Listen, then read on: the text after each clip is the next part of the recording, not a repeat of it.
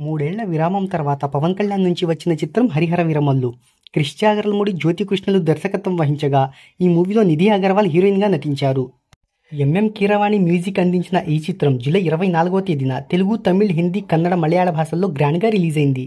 నటీనటులు, సాంకేతిక నిపుణుల రెమ్యునరేషన్తో పాటు ప్రమోషన్ ఖర్చులు అన్నీ కలుపుకొని ఈ చిత్రానికి 350 కోట్ల రూపాయల బడ్జెట్ అయినట్టు ట్రేడ్ వర్గాలు చెబుతున్నాయి.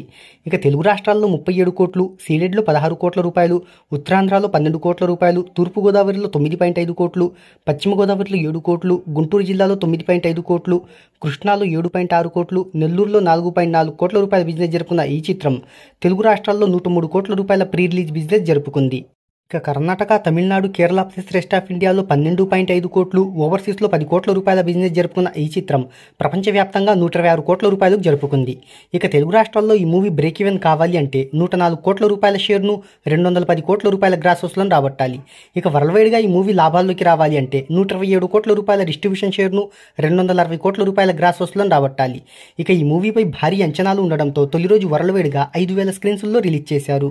ఈ మూవీ 3 రోజుల కలెక్షన్ల విషయానికి వస్తే పెయిడ్ ప్రీమియర్స్ ద్వారానే 12.75 కోట్ల రూపాయల నెట్ కలెక్షన్స్ను రాబట్టిన ఈ చిత్రం విడుదల రోజున 34.75 కోట్ల రూపాయల కలెక్షన్స్ను రాబట్టింది.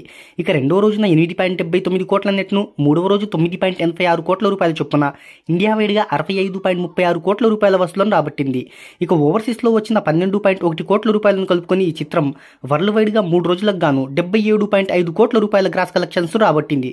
ఇక 3 రోజుల్లో తెలుగు రాష్ట్రాల విషయానికి వస్తే నైజాంలో 24.13 కోట్లు, సీడెడ్లో 7.98 కోట్లు, ఉత్తరాంధ్రలో 7.45 కోట్లు, ఈస్ట్ గోదావరిలో 6.79 కోట్లు, వెస్ట్ గోదావరిలో 5.73 కోట్లు, గుంటూరులో 6.62 కోట్లు, కృష్ణాలో 4.85 కోట్లు, నెల్లూరులో 2.65 కోట్ల చొప్పున 65 కోట్ల నెట్ కలెక్షన్స్ రాబట్టింది ఈ చిత్రం.